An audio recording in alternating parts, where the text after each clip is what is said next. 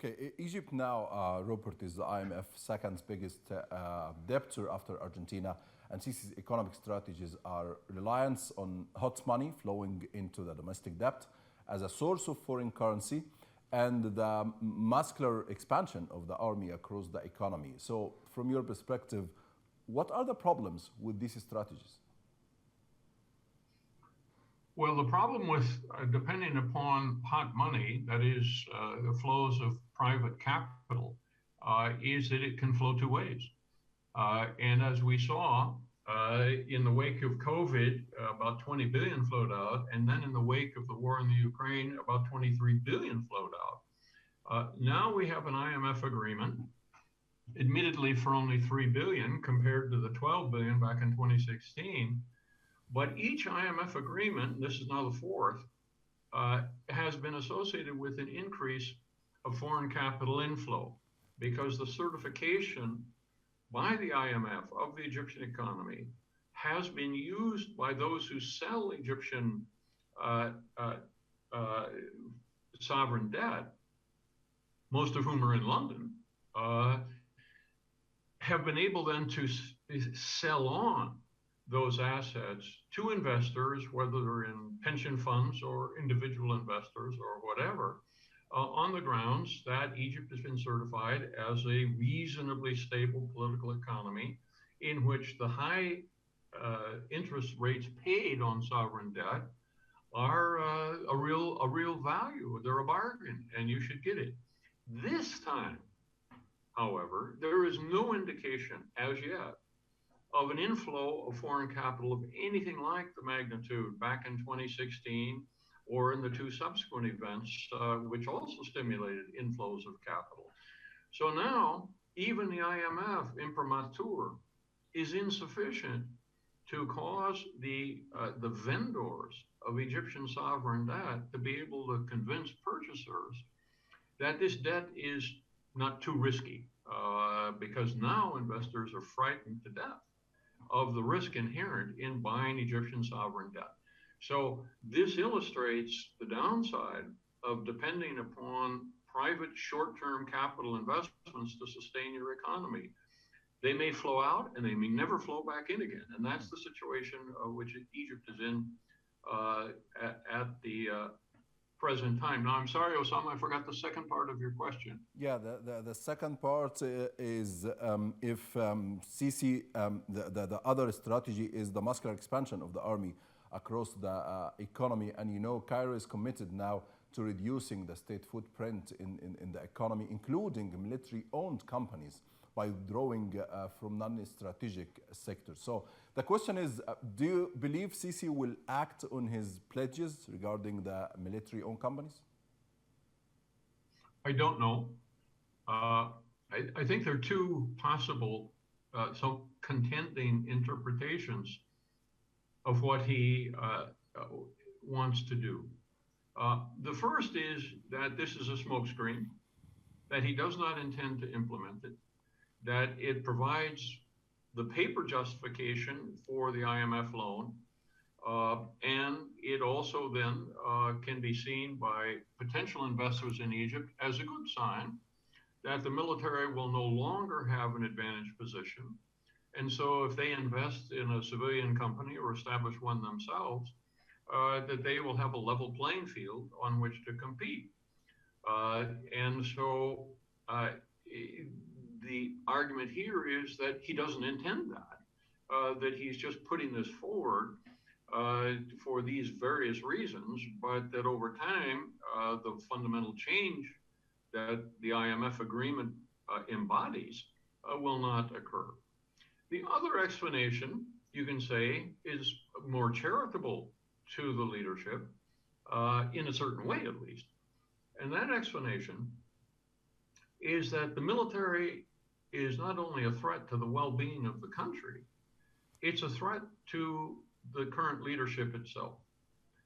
It has become enormously powerful, politically, economically, socially, in every way. Its tentacles are to be found in the educational system, in the agricultural system, in the manufacturing sector, in the construction business, you name it. There is no area now where the military is not a significant actor. And based upon all of that, combined with the continued importation of arms of a massive amount, you have an interest group that basically is running the country.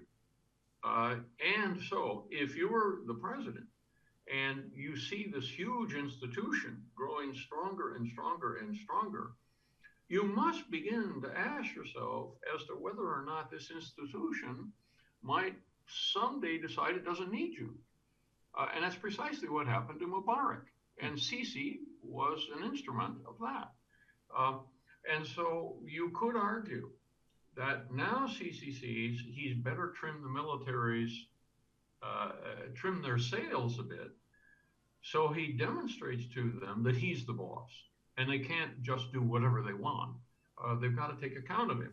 And he will then deprive some potential opponents within the officer corps of their privileges and so on.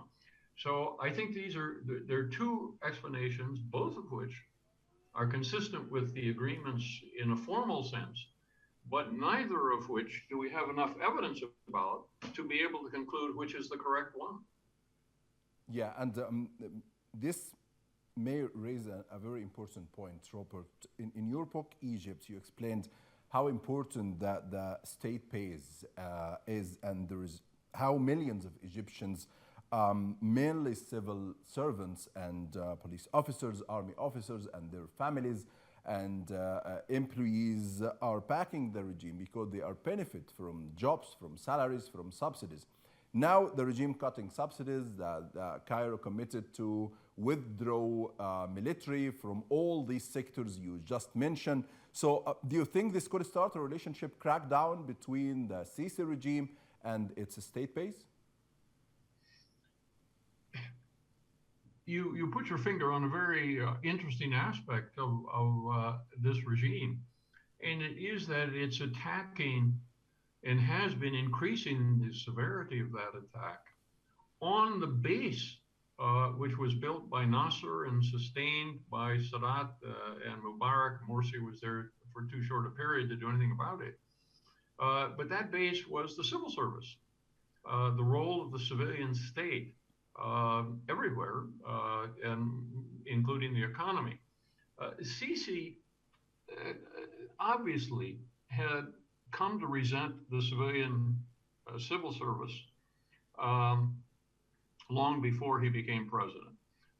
He had, I think, the idea that it was overstaffed, underperforming, it had too many privileges, it wasn't competent, and it wasn't loyal in the end. And so what he wanted to do was create, from the top down, a new administrative structure that would personally empower him and give him complete control over as much of the political economy as any one man could possibly have.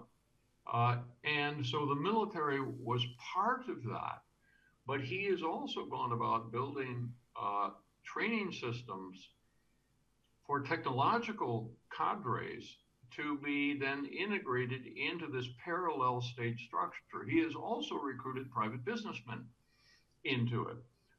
And so what he's done is created a second state, and one which he controls directly himself. So now his problem is what to do about the first state, which has some 5 million employees and therefore maybe 25 million people depending on it, a quarter of the population. And this is the problem he has right now, because he's deprived them of privileges, he is demeaning them, he is making it perfectly clear he has no confidence in them. And so there's bound to be resentment. And the question is, what then do these people who were employed or dependent upon those who were employed or who believed in the system that created that state, what are they going to do? And they become, in my view, fertile grounds for opposition to the regime. And so the strategy of building a parallel state necessarily also has to have a strategy to repress opposition. There is no other way, because they are not reaching out to these people to give them some alternatives or to encourage them to join a political party or something of that sort. No, they are telling them they're useless, they're not needed, they're reproducing too many children, and so on. And so they have to then be prepared for the political backlash. And so repression is an essential part of this strategy, and vast amounts of time, effort, and money have been spent on that system of repression, and it will not change because the minute it changes, then the regime's finished. I think in your book you highlighted a very important point in the same context, and I quote, "Democracy is unlikely to take root and flourish when those who may challenge the authoritarian order must first calculate the potential personal material cost of governmental retribution." Do you think this is the moment to calculate their potential personal material cost, or we may stay or wait for another 2 or 3 or 4 years? Osama, it's really impossible to predict that. Clearly, given the economic circumstances and clearly the profound insensitivity of President Sisi himself and the callousness with which people are treated, let's say when roads are built, virtually next to their house, and the idea that this is in Egypt that most don't have any real role in, that they have been displaced by a regime depending upon the military and the cronies of those people. So there's every reason for an average Egyptian to feel quite alienated from this regime. But at the same time, the repressive apparatus is such that they're frightened to death of it. So if that fear were to be substantially reduced, then I think you would see reactions of a pretty serious sort. And that's why you're not going to see that repression reduced. He cannot afford to do it. So that then leads up against the international community. And the international community is increasingly disenchanted with this government. It's disenchanted with its human rights abuses. It's disenchanted with its economic performance. It's disenchanted with its military dominance. And so the squeeze is coming from the outside, not from the inside. But that outside squeezing over time then begins to empower inside actors who see that the man is isolated. And so he's in a box. And the new agreement just signed with the IMF may be an indication that he realizes that and is trying to figure out a way out of this box that he built for himself. And whether he can do that or not, I don't know. I doubt. Very few political leaders can recreate the political system which, brought them to power and change course dramatically at this stage of their rule. It's not impossible, but it's very difficult. And talking about the external pressure on the Sisi regime, Financial Times editorial board published a piece recently about Egypt, and I quote, "It is often assumed that Egypt is too important to fail and that the donors or Gulf states will always bail Cairo out." Do you agree with this analysis, Robert? No. Why? No. Because, there are always tensions in inter-Arab relations. And so while the Gulf, wants stability in Egypt, on the other hand, they don't trust Egypt. And they don't trust Sisi. Don't trust Sisi or and Egypt? So, pardon me?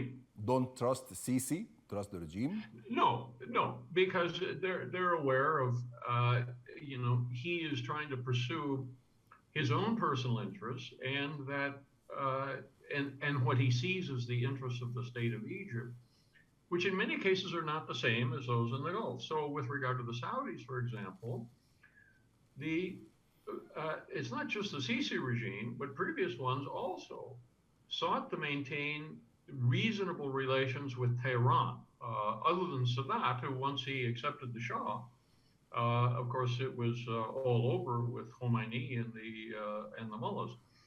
But after that, Egypt went out of its way, both Mubarak and then Morsi, to keep lines of communication open with Tehran.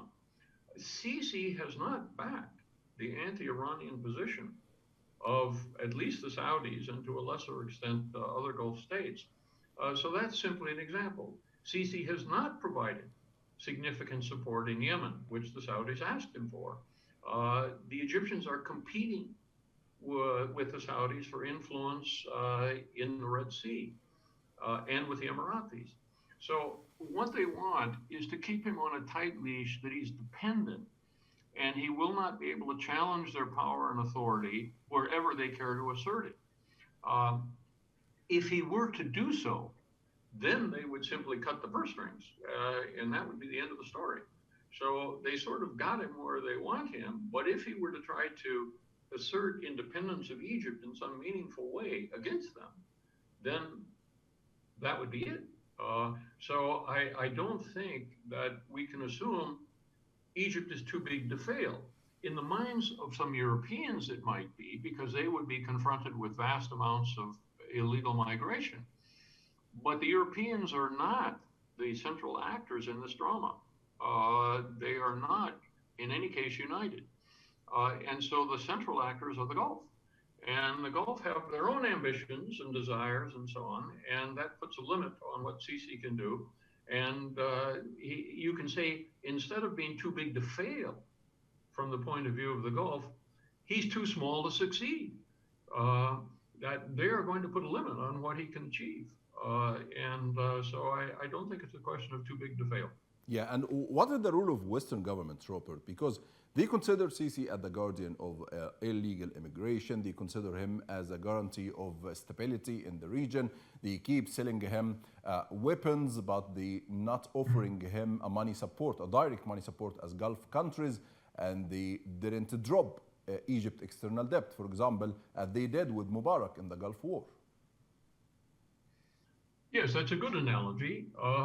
And so Egypt was paid off for not its military role in the Gulf, which was negligible and indeed negative in many regards, but it was a positive political role to have Arab support for the Kuwaitis against the Iraqis. That's what they got $30 billion for. So in this case, I would say that the willingness to write off $30 billion in debt is irrelevant, because the debt now is significantly in private hands. And debt relief, as we know, which involves not only governments in the West, but the Chinese, to some extent the Russians now in Egypt, and private banks, private investors, and so on. It's a very complex matter. And so much more complex than it was back in 1991. So I don't think that historical analogy is likely to hold in this case. Now, it is the case that these governments you refer to are desperately afraid of destabilizing consequences of a governmental collapse in Egypt. And so they are willing to provide financial and military support and political support to overcome that. But their capacities and their willingness to do so are limited. So if the situation were to deteriorate, let's say as it did in February of 2011, the ability of these governments to do something in the face of a serious challenge to the incumbent government are very limited. The Americans could do nothing, nor could the Europeans. And there is nothing to suggest that in the meantime, they've developed their abilities to have local influence of any greater magnitude than the negligible amount they had back in 2011. So the Europeans, the West in general, want stability in Egypt. It's providing certain things to try to ensure that, but that's no guarantee. And if Sisi thinks that the West can save him in the end, he's wrong. And my final question, Robert, how do you see the future in Egypt? I see continued decline. I don't think it can be escaped. If you were sitting in Beirut 3 years ago and you were forecasting it, I think any reasonable person, and there were plenty of them, said, no, there's no way out of this. Now, Lebanon is a small economy with a much more corrupt elite than Egypt. And so it was a more difficult task. And of course, it had gone through a civil war. But the mismanagement of the Egyptian economy is so institutionalized, and the leadership of the Egyptian economy now is in the wrong hands. There is no serious debate about policy formation, economic policy in Egypt. The leading economists have been marginalized. The people running the economy are experts in trying to garner foreign currency. That's their specialty. So the idea that you're trying to run now an economy with 104 million people, which is, one of the largest lower middle income economies in the world, with a bunch of people who really are not development economists in the slightest, and who report to a military and a president who have no idea about it, suggests that unless and until you have fundamental changes in that, you open it up, you have serious debate about what the economy of Egypt should look like, and who the actors should be and how the policy should be made. Until that occurs, you must be pessimistic, and that has yet to occur. We will keep following the Egyptian economy situation with you, Robert. Thank you very much, Professor Robert Springborg. Thank you, Osama, for having me.